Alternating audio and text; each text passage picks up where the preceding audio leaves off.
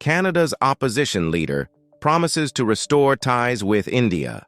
Pierre Poilievre, the head of Canada's Conservative Party and opposition leader, is determined to repair the strained relations between Canada and India.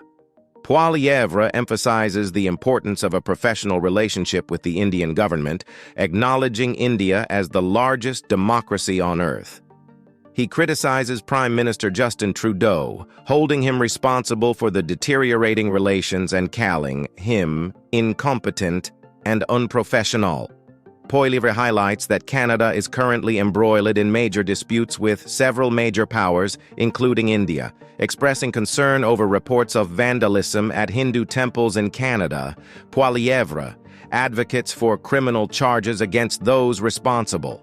Poilievre pledges to restore diplomatic ties between India and Canada once he assumes the position of Prime Minister.